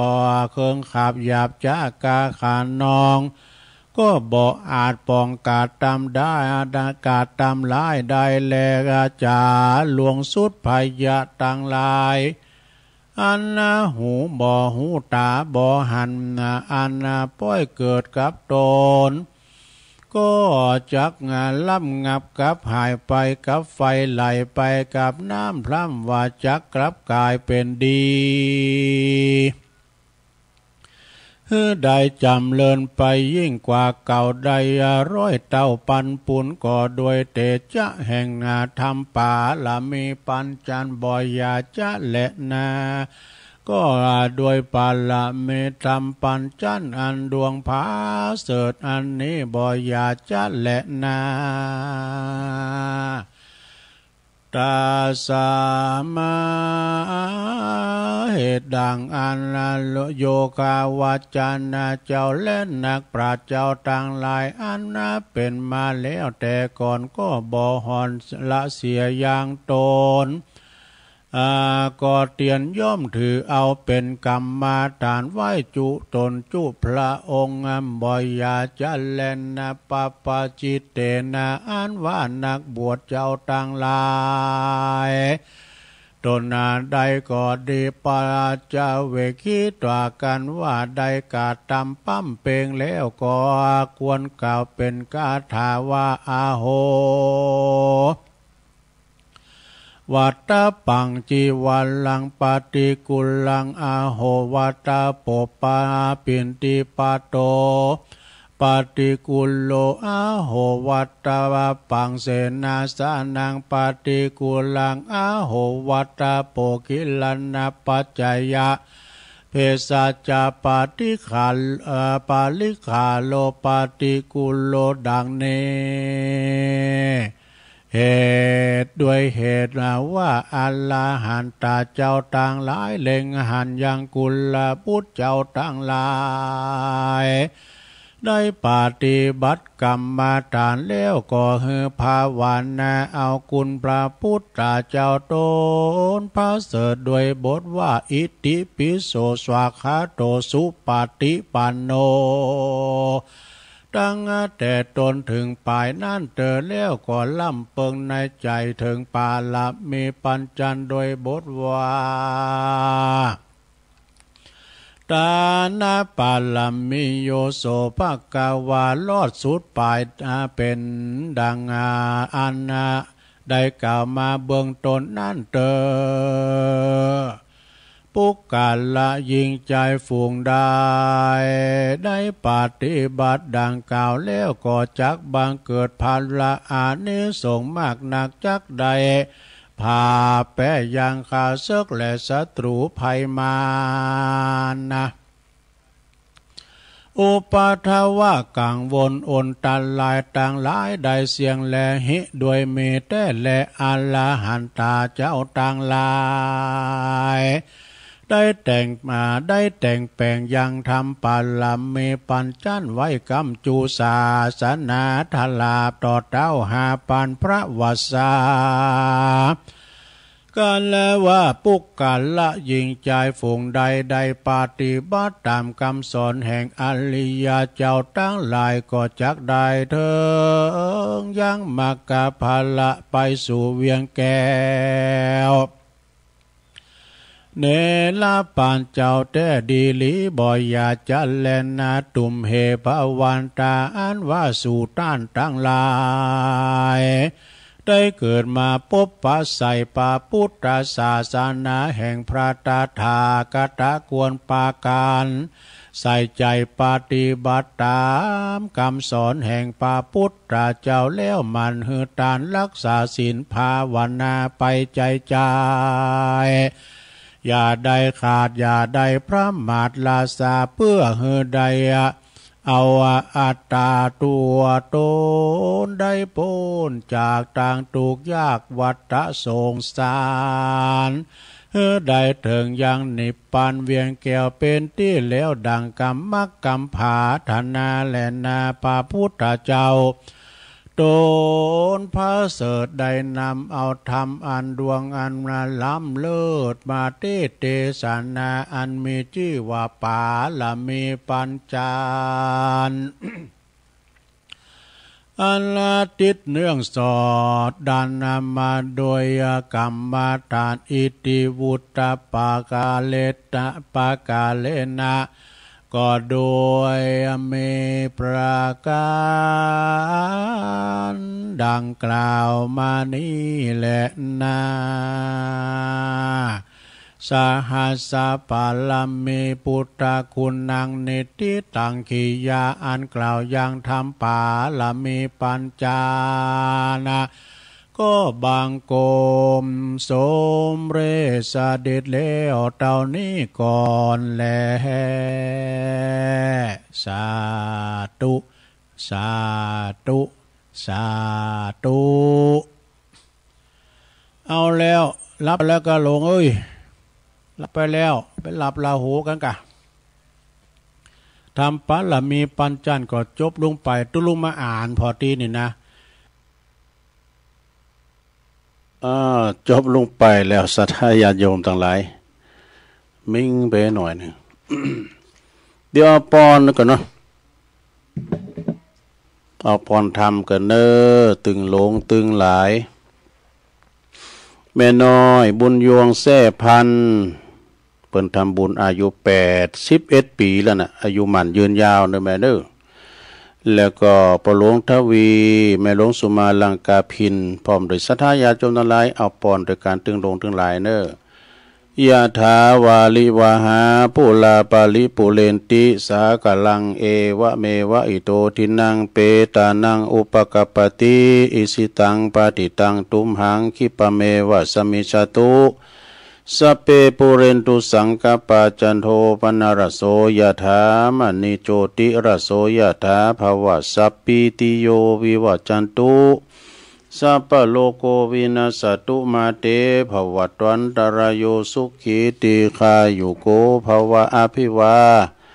ตานาสิริสนิจังวุธาปจายโนจัตตาโลธรรมาวัฏันติอายุวันโนสุขังปะลางเอาแล้วทำก็จบลงไปศรัทธาญาติโยมทำปาละมีปัญจันเปิ่นก็เทศได้ทุกงานนะเนี่ยเป็นธรรมมงคลต่อไปนี่น้อมนำอนิมาวาทำกรรมหนึ่งกันเนอชีวิตบ่ได้เริ่มต้นที่อายุเท่าใดนี่แต่เริ่มต้นที่คิดได้เมื่อไหร่ต่างหาก อันนี้เป็นคติธรรมเล็กๆน้อยๆเด้อท่านพุทธทาสเพิ่นก็บอกว่ายังตีทำไปแล้วนึกถึงเมื่อใดแล้วก็สบายอกสบายใจอันนั้นแหละคือบุญคือความอิ่มอกอิ่มใจได้ไปทำบุญที่วัดหันวัดนี่เนาะได้ทำบุญเปิ้นบวชเน้นกาบวชลูกบวชหลานเอาไปรวมทำบุญกับเปิ้นก็ได้บุญเปิ้นสืบโพลาจาตาเอาก็ไปรวมเข้ากับโจมสืบจาตาทุกเปิ้นก็ได้บุญเปิ้นทรงน้ำพาถาดกัมสังฆาไปรวมกับเปิ้นอันนี้ก็คือบุญนี่ทำบ่ได้สบายอกสบายใจเน้อบ่ตุกอกตุกใจแล้วก็ส่วนบ้ำยังที่ทำไปแล้วนึกถึงเมื่อใดเกิดความบ่สบายอกบ่สบายใจกินแหนงใจต่างๆนั่นแหละคือบาปว่ะ ท่านพุทธทาสว่าไว้ก็ได้กันเนาะเขาไปเคยมาอ่านไม่เขาได้กินแหนงได้ไปทำนะเกิดเมื่อใด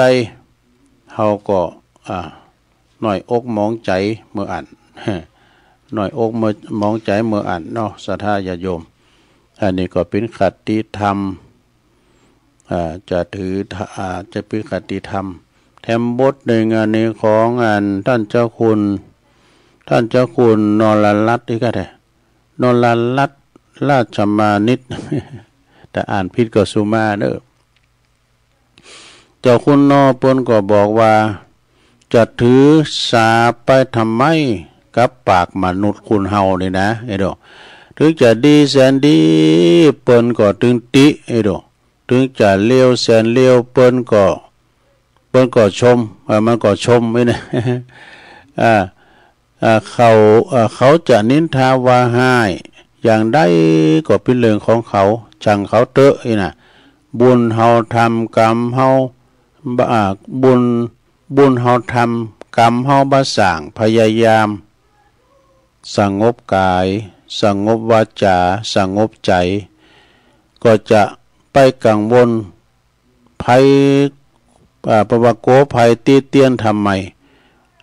มันตื่นนี้บ่ป้นกรรมประโยคบทนี้นะบ่หันมีประโยชน์อันใดเสียเปิงความคิดเปล่าๆดูเห็นนะมันถึงบ่ป้นคำนินทานะศรัทธาญาติโยมทั้งหลายอยู่กันมาตึงมือตึงวันนี้มีคนนินทานี่มีในโลกนะนัตถิโลเกอนินทิโตเนี่ยนะเฮาทำดีแสนดีเปิ้นก็ว่าให้ทำบดีเสียงบดีเปิ้นก็ว่าให้ติเต็นนินตาเราน่าจะควันนี่มันมีในเมืองมนุษย์เฮาเนี่ยเด้อทำกับโลกทำอยู่กับโลกก็คือโลกกธรรมทั้ง8มีสุขมีทุกข์มีสรรเสริญมีนินทามี มีนะแปลว่ามีลาภเสริมลาภมียศเสริมยศเนี่ยมันเป็นของกูกันหนักเลยเป็นข้อมูลที่มันอยู่กับโลกเฮานะถ้าเฮาเคยได้หืดตาลนั้นก็จะกลับมาหาเฮานี่ อย่างตุลุงวามเจ้าเนาะตุนรายการแปลว่าโอ้เวลาบุญเนี่ยมันมาฮอดมาตึงถึงเฮา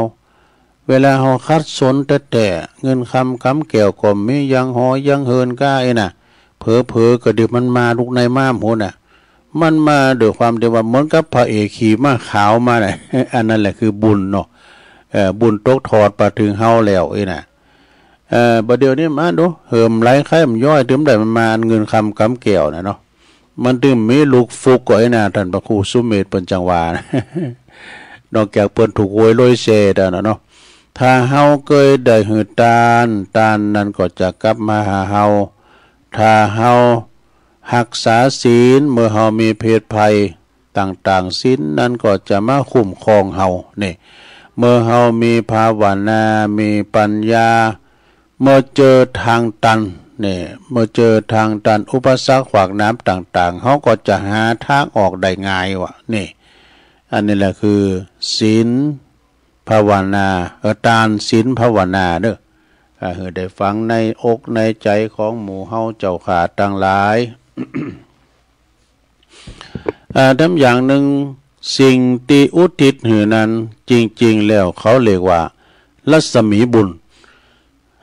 รัศมีบุญนี่บัจจัยตัวบุญโดยตรงอุปมาเหมือนกับแกจุดเทียนอยู่แล้วอนุญาตให้คนอื่นได้จุดคนอื่นเนี่ยเขาก็มาจิเอาเตียนเขาไปต่อแถมไอ้น่ะเตียนเขาก็ยังมีเหมือนเก่าบัดดับไฟของเขายังมีบัดดับยังสว่างสวัยเต่าเดิมนี่บ้านใดลดน้อยถอยลงไปชั้นได้ชั้นนานเด้อเนี่ยบุญต่อบุญไปรัศมีบุญเป็นอย่างอี้ ละอ่อนนี่ลูกเจ้าฮะเนนเขานี่ลูกมาโลโลมันมาปืดถังน้ำแข็งมันมาเอาน้ำแล้วมาปล่อยลุงบบไปดิสะดุ้ง อันนี้ทำอย่างแล้วเนี่ยท่านววชิระเมธีนี่ก็ยังเจ้าเนี่ยกันนะอยู่ในกลุ่มชอบเพื่อนอยู่ในกลุ่มเพื่อนที่ชอบนินทาจะตีจากดีไหมเนี่ยเพิ่นถามมาเนาะท่านพุทธทาสเพิ่นกล่าวว่าคนชอบนินทาคนที่เปิ้นชอบนินทาเราหน่าจ้าขวัญนั่นก็คือคนที่ชอบกินของบูดของเน่า ชอบกินของบูดของเน่าพิ้นปากกระโถนเนี่ยนะถ้าเฮาโลมผสมลงกับเขาไปแล้วแสดงว่าเฮาก็ชอบกินของบูดของเน่าเบาๆเหมือนกันนี่ท่านพุทธทาสตอบเป็นอย่างอี้ศรัทธาญาโยมทั้งหลายแต่บทหนึ่งนี่เปิ้นว่าจะได้เปิ้นว่าเปิ้นว่าสนะธรรมดานั่นแหละเอานี่ดีกว่าเนาะกฎของกระจกเนี่ยกฎของกระจกก็คือแวนนี่นะคือสะท้อนภาพกลับมาหาเฮาเนาะกฎของเวลาคือใบย้อนกลับหลังเนี่ยเวลามันไปติ๊กศรัทธาญาโยมนะมันบ่โหนปิกคืนมาแล้ววันเวลาลวงเลยผ่านไปกฎของชีวิตก็เหมือนกันคือทุกสิ่งทุกอย่างนี่บ่จิรังยังยืนนี่อนิจจังทุกขังอนัตตาเป็นกฎที่บ่เคยทำหือไผต้องผิดหวังคือกฎแห่งกรรมนี่กฎแห่งกรรมนี่นะกรรมดีกรรมให้กรรมใหญ่กรรมน้อยก็คือเป็นกรรมเหมือนกันเป็นกรรมเหมือนกันอันนี้ก็คือเก็ดเล็กๆน้อยๆในหนังสือธรรมะเอามาจี้แจงแสดงไขให้ศรัทธาญาติโยมได้ฟังเนาะต่อไปตุลุงจะได้กล่าวข่าวสารงานบุญสักน้อยบ่เนาะ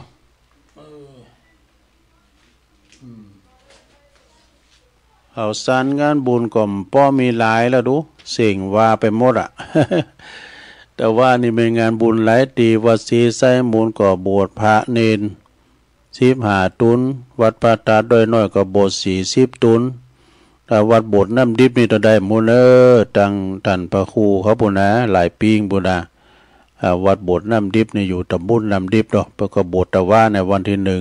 1งานวัดสันเมืองก็แล้วว่าละนะแล้ววันนี้ทำกันเนาะศรัทธาญาติโยมวันนี้นี่ก็ที่วัดดงมะเฟือง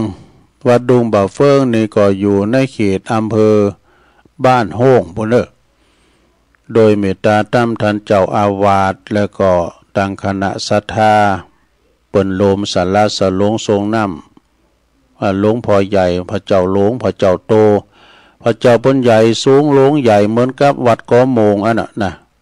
หลวงพ่อโตเหมือนวัดกอโมงป่าเบาะก็งามพุ่นนะอันนี้ที่วัดดงมะเฟืองนี่เปิ้นเริ่มงานวันนี้แล้วนะวันนี้ก็วันผูกกันเนาะตุลุงเมกฝากประกาศมาเด้อเปิ้นจะมีงานประเพณีประจำปีที่วัดดงมะเฟืองก็ไผอยู่ละแวกไก่เคียงก็ไปโลมงานบุญโดยเปิ้นเด้ออันนี้ตุลุงเมก็ฝากประกาศมาเนาะเพิ่นก็ว่านิมนต์ตุลุงมาเด้อนะอันน่ะตุลุงไปกันได้นอนเนี่ยพวกเจ้านี่มันได้ออกรายการเด้อว่าไว้ก่อน กันจะว่าไปนะกันไปนอนว่างานเปิ้นมีพุกว่าช่วงตอนบ่ายนี่จะไปจ้าแต่พอรายการกันเด้อกันไปนี่ก็ถ้าได้นอนปุ้งกอมพวกเจ้านี่ก็เอาวันรายการวันนี้นะปีนการสดเสยไปเนาะเอางานต่อไปวันที่16วันที่11 12นี่เพิ่นจะโบสถ์ปอยสางรองเด้อคณะสงฆ์ตำบลสันติสุขนะเพิ่นจะโบสถ์กันที่วัดป่าล้านเหนือก็จะไม่อยู่บ่ปิด10เป็น20พอกันเนาะปอยสางรองนี่เป็นวัฒนธรรมของพี่น้องไตใหญ่เนาะวัดป่าล้านก็อยู่ในเขตตำบลสันติสุขในเมตตาธรรมท่านพระครูปิยศิลวิเชียรเพิ่นก็ฝากประกาศมาแล้วก็ขอตุลุงไปช่วยงานโดยก็จะไปวันที่12นี่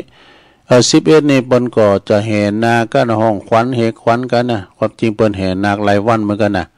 แล้ววันที่12นี่เปิ้นจะโบสถ์เน้นเวลาตอนบ่ายพุ่นเด้อเวลาตอนบ่ายซึ่งก็ถ้าว่าพี่น้องไตเปิ้นจะมีงานบทเน้นบทลูกบทหลานเอาเป็นงานใหญ่ได้แห่กองวันค่ำคืนหงยามเมื่อเปิ้นโบสถ์ที่วัดกู่แก้วนึกรู้เสียงกองดังขนาดเปิ้นแห่กันนะแห่กองวันอังคารที่29 เมษายนปุ่นเด้ออันนี้นะเปิ้นก็เชิญลงงานบุญประเพณีทรงน้ำอนุสาวรีย์ครูบาอินทรัตนคุณครูบาทรงเมืองแล้วก็เจ้าแม่นางแก้วตัวที่วัดหลายแก้วเนอะวัดหลายแก้วตำบลสลิติอำเภอบ้านโฮงก็ไปโฮมทำบุญกันเด้อปอสะอิ่งเขานะแม่สาครพลกลางแล้วก็ทำงานหนึ่งก็ศรัทธาญาติโยมทำงานหนึ่งก็คือวันที่ในวันที่19 เมษายนนี่นะ19 เมษายนนี่เปิ้นก็จะมีงานทรงน้ำพระธาตุประเพณีบัดพระธาตุสลีจอมยองนี่นะที่วัดช้างข้าวน้อยเหนือตำบลป่าซางอำเภอป่าซางวันที่19 เมษายนผมกินปีใหม่เมืองแล้วก่อน ได้เมตตาบารมีธรรมหลวงพ่อท่านพระครูไพศาลปริยัติกิจนี่ด็อกเตอร์อันนี้เป็นเจ้าคณะผู้ปกครองเจ้าคณะตำบลป่าซางวัดป่าซางงามเด้อแล้วก็วัดช้างขาน้อยเหนือนี่ก็ท่านพระบดีกาไพฑูรย์ขันติทโลวันที่19 เมษายนเด้อพี่น้องทั้ง3อำเภอทั้ง3หมู่บ้านแถวพ้นขึ้นไปแถวบ้านนั้นปุงชัยเนาะ ปุงชัยก็ขามนำทามากันเนาะปุงชัยแต่ก็สังขารน้อยเนื้อสังขารน้อยไตสังขารน้อยไตนี่พอจะมีวันที่23กันเนาะ23เมษายนเด้อครูบาเฮงเป็ดนะอันนี้ก็ตั้งครูบาพันธ์เขานะเพิ่นจะมีงานส่งน้ำพระธาตุแล้วก็13เมษายนก็งานประเพณีสืบชะตาประจำปีสืบชะตาหลวงประจำปีมีเตดน้ำเตดธรรมโดยทรงน้ำพระธาตุโดยดีวัดป่าอัมพวันกลปไก่กับพุทธมณฑลจังหวัดเชียงใหม่เดินผ่านตั้งผ่านปักตั้งเนาะในเมตตาธรรมอาจารย์เริ่มรัตภพนลินโทประหลวงจันลันทรเทพผู้จุยเขาอบตลังปินันเวทโอดบางปอจานเขาวันที่13เมษายนเนาะงานส่งน้ำพระธาตุแล้วก็งานสืบชะตาหลวงประจำปีแล้วก็ในวันที่1613เมษายนแล้วเนาะต่อไปวันที่15นี้เนาะ15เมษายน15เมษายนก็งานส่งน้ำพระธาตุเป็นงานอันนี้อย่าสถาเปิ้นจัดปีแรกเด้องานประเพณีปีแรกประเพณีปีแรกของวัดเหล่ามนทาทิพย์เนอะวัดเหล่ามนทาทิพย์ตำบลดอยหล่ออำเภอดอยหล่อจังหวัดเชียงใหม่เปิ้นจัดประเพณีปีแรกทรงน้ำพระหิรันราชมนทานี่พระเจ้ามนทาทิพย์เฮานี่นะเปิ้นจะมีงานทรงน้ำพระธาตุพระเจ้ามนทาทิพย์พระพุทธหิรันราชมนทานะที่วัดเหล่ามนทาทิพย์ตำบลดอยหล่ออำเภอดอยหล่อเนอะจัดปีแรกในวันที่15เมษายนเนอะพิธีสงฆ์จะมี17ปุ่นเนอะ17 นาฬิกาเพื่อบ่าย5 โมงปุ่นนะ5 โมงเย็น17 นาฬิกานี่นะแต่ว่างานเป็นมีตลอดวันในวันที่15เมษายนเนอะท่านพระอาจารย์ดำรงกิติปัญโยรักษาการแทนเจ้าอาวาสวัดเหล่ามนทาทิพย์พร้อมด้วยคณะสัตยาวัดเหล่ามนทาทิพย์คุณหอหลังคาเหินเด้อดีกาถวายดีกาก็แต่ไปเปิดห้องตาลก็ไปจะไปโลมทำบุญจะไปหับสังการเนี่ยปีแรกมันดึงโทษคุณลุ่นกันหรอนะคุณลุ่นกันอันนี้กำ10 เมษายนนี่10 เมษายนนี่วัดสุวรรณวิหารกันเนาะวัดแม่อาวเนี่ยวัดปากตั้งก่อนเพราะว่าวัดปากตั้งนี่นะเนาะวัดสุวรรณวิหารนี่แม่อาวสุวรรณเนี่ยนะเพิ่นจะมีงานทรงน้ำพระธาตุเจดีย์พร้อมโดยอาทิของครูท่านพระครูเวรุวรรณพิทักษ์อาจารย์เขินคำเนอะอดีตเป็นปิ้นเจ้าอาวาสวัดสุวรรณวิหารโดยวัดพระพุทธบาทตากผ้าโดยเจ้าคณะอำเภอป่าสร้างโดย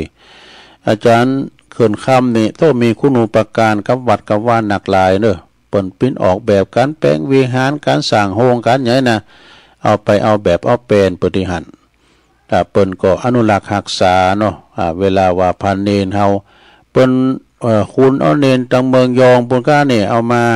ศึกษาหำเพนบ้านเฮาไว้นะสื่อสายสัมพันธ์กันแล้วก็เปิ้นอนุรักษ์แข่งกองหลงนั่นแหละโอ้เปิ้นมีกอง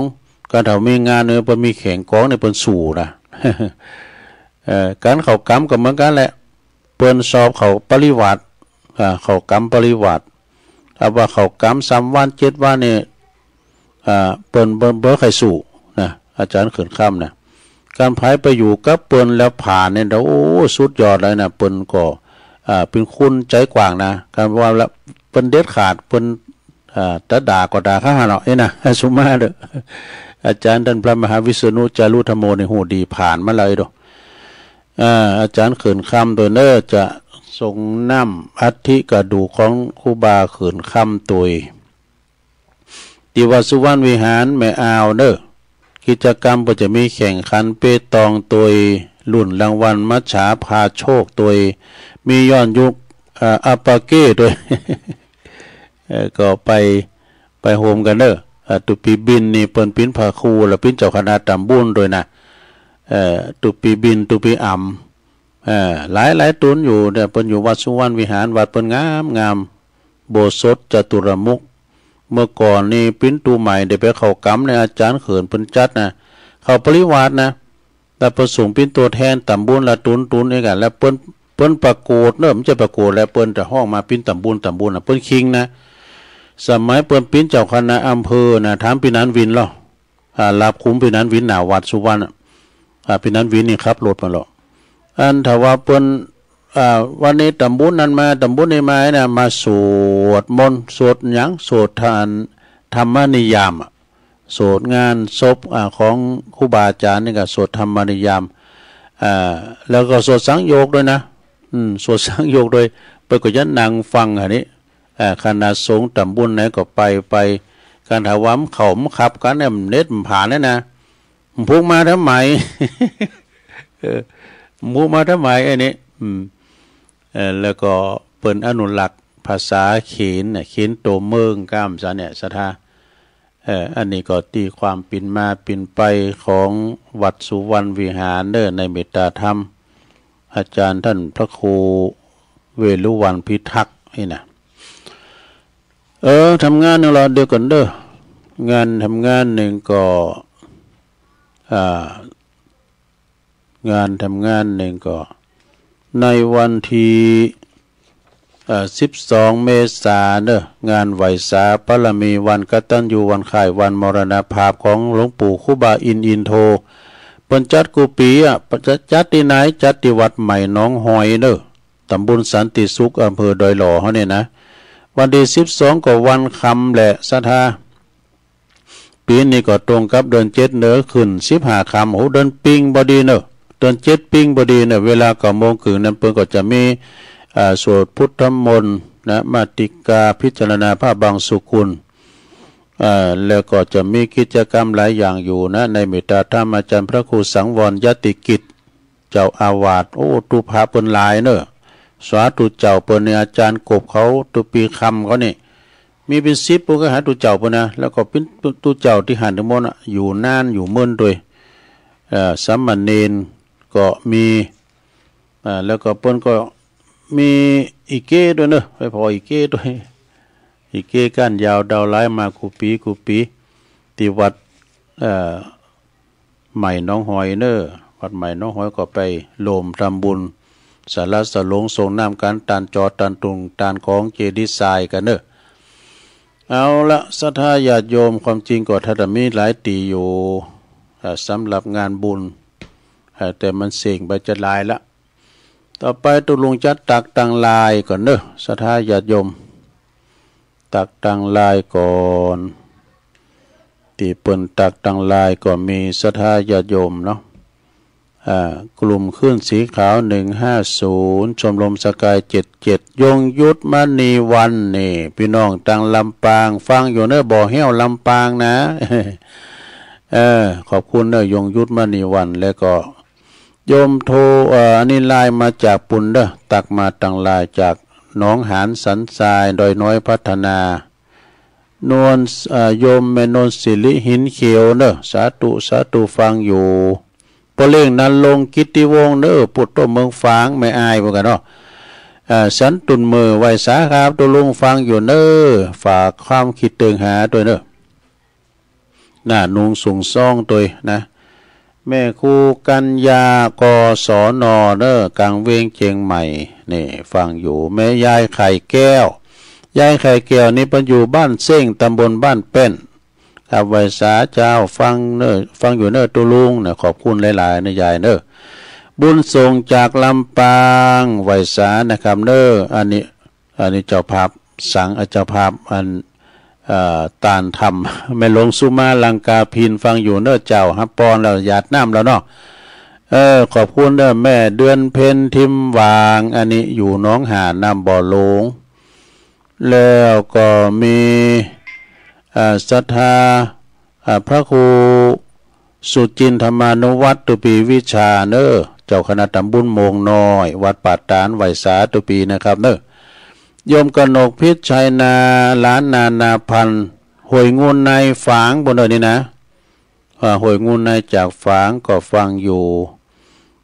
แล้วก็โยมยุพินหอมอาลาพี่น้อยฟังจากแม่โยกชัดเจนดีไฟเห็นฟังอยู่เนาะแม่น้องอันนี้แม่น้องตื่นมาฟังเปิดฟังตุลุงอยู่เตธรรมสาธุบารมีวังใจชิดเปิดมาป้าตุลุงป้าเนาะก็เดียวกันเนอหลวงพ่อเดี๋ยวก่อนอ่านใกล้มันเสียงเปิดก่อนเนาะก็มีบารมีวังใจชิดฟังอยู่โอ้เมจันเลื่อนใสฟังแต่ที่3ไอ้ยินดีเนอะจบในการตักต่างลายต่อไปก็จะได้เปิดสายหน้าไม้ศรัทธาก็โทรมาตักตายกันเนอะ0899555606อันนี้มาตกมาเตนเปิ้นวันพรุ่งนี้50กันเนอะก็เดี๋ยวเจริญปอนราชการครับหลวงพ่อกฤษเนาะพุทธอุทยานปางโมกประมาณ8 นาทีอาจารย์ชัดเจนเนี่ยแรกบอกขอเป็นการขอนยาลิบร้อนเอาดีไล่ตายให้เขาดีชั่วช่างปลาไหลมิใช่เล่าถ้าดูเบาผิดระบอกมิชอบธรรมมาตรการครับขอบคุณครับหลวงพ่อครับเจริญปอนกราบนมัสการคนสายบุญมาสายบุญไม่น้อยแต่ว่าวันเกิดปนเอาตึงหาว่าได้กินได้กันขออวยพรไม่น้อยอยู่ดีมีสุขแข็งแรงเนอะ2-3 ปีก่อนไปเยี่ยมถึงบัพปะเป็นหน่อยเป็นผ่าตัดเอ็นทับกระดูกทับเอ็นนะกระดูกลุงเนาะครับไม่น้อยบุญยองนี่นะแต่ว่าคนไปหาดูลุงเนาะวันเกิดวันที่1 เมษายนเนาะวันนี้วันที่2ของวันสำคัญของประเทศไทยของนั้นวันพระราชสมภพขององค์สมเด็จอันแรกพระเทพรัตนสุดานี่อันนี้ก็สำคัญ5 ปีนี่ก็ว่าสำคัญจะตามสลาปัจจานะดูหลงที่ได้เข้ามอบจากนายกเทศมนตรีและฝ่ายบริหารของเทศบาลตำบลนิคมวันนั้นไปนอนที่วัดประภัยนอนตามสลาปัจจาเหมือนกันวันที่5แต่งร้าน5 เมษายนวันที่6ตอนเจ้า9 โมงทำบุญที่ศาลานอกวัดทำบุญเนี่ยกับลุงข้ามถนนก็เป็นศาลาข้ามศาลาก็เป็นเม้นเผาเนี่ยแต่ก่อนลงจงมีกับป่าจนมีแคนเนี่ยกับแปลงกันละถ้าญาติโยมทั้งหลายถึงหมู่2 หมู่9 หมู่3เราทับไข่วันที่5 ดาววันที่6ทำบุญที่ปัจจาเนอตุเจ้ามาสืบทอนจะเริ่มพระพุทธมนต์ประกาศก็ถูกเก่าเลยครับเราทุกน้องถูกเก่าประกาศก็ว่าถูกเก่าแล้วมีใครประกาศก็ประกาศคนเดียวนะอย่าไปลืมเนอฝากลุงตัวแล้ววันพวกนี้มันแน่ใจว่าจะมาเนาะ50อยู่เนอะวันฮือนี่มากับวันศุกร์มาอยู่ตอนนี้ก็จับตื่นมาเมื่อตี 1 ป่ายแล้วมันลงมานอนเวลามันนอนตัวลุงเนาะอ่อนมาบรรยังเลยเจ้าขอบคุณว่าสาบุญบารมีปุมารักษาตุลุงถึงแม่น้อยบุญยวงแสพันเลยเนอะแม่น้อยเนอะสาธุลุงน้องไหวสาเนอะหลวงพ่อมานิถาวาโลสำนักสงฆ์ห้อมบุญนะป่าไม่แดงดอยสะเก็ดเดี๋ยวเจริญปอนเช้าไหวสาเจ้าวันพุธออกอยู่นอกอันพระพุทธเจ้าตีว่าปนเห็นที่น้อยเด็กอย่างผู้เวลานะเจ้าวันนี้เวลามันหน่อยนะเจ้าไหวสาเจ้าโอ้โหเจริญปอนไหวสาครับตุลุงที่ต่างฟังเลยครับคนนานเนาะครับยังชัดเจนเลยครับเนาะฟังสี่คำวิดีโอในลุงตั้งแต่3 โมงละเนาะตั้งแต่ว่ากับพระครับยังมาแล้วครับชัดเจนเลยเนาะครับยังชัดเจนครับกำลังใจตุลุงครับเนาะนำคำสอนอันเป็นว่าเสียงเสียงทวังตาเสียงคำทวังใจน้ำคำใจทงใจหน้าฟังคำปิยธาพนักกินเขาจุดน้ำคำก็กินทำอยู่กับตนกับตัวที่ถึงดีแต่ตุลุงเอ๋เนาะแม่เนาะขอบคุณบนนั้นหนักเด้อ ครับเป็นมันกับบทที่ว่าได้เจ็บนอนมันก็จะหายเร็วไว้ครับแต่ทำให้มันก็กำลังใจลุงเขาขอลุงอยู่ดีเนอครับนะยินดีปนนั้นเนอหลายๆค่ะสาธุพี่น้องบันไกปนนั้นประเสริฐเนาะเจริญปอนครับใบสาธุลุงโอ้นี่ก็ปอบุญตันป่าไล่3ยอดมาแล้วฟังกันเนอฟังชัดเจนนี่เนาะยินดีงานก็จัดหนักกันลุงไปทางไหนเนาะเบาบางไปพอนี้เอาครับกับใบสากันเนอขอบคุณเนอสาธุสาธุปอบุญตันป่าไล่เจดีย์3ยอดเจริญปอนตั้งได้ไหมแม่น้อยจะถูกแม่เจ้าลำปางเนาะชัดเจนเลยเนาะเจ้าชัดเจนดีตุสาธุดีแล้วเป็นกำลังใจเนอะขอบคุณสาธุเอาละเวลาตุลุงมดพอดีหรอแต่กี่สายนะก็ขอบคุณเนอที่เปิ้นได้ฟังกันเนาะวันพุธนี่ก็50แต่วันศุกร์เสาร์นี่ก็จะมาอยู่ที่ต่อเจรจากับตุลุงเมก่อนขอบุญทักษากำจูก็เดี๋ยวก็ฟังรายการอื่นต่อไปตุลุงนำรายการจากลาสตาไปก่อนเนอะ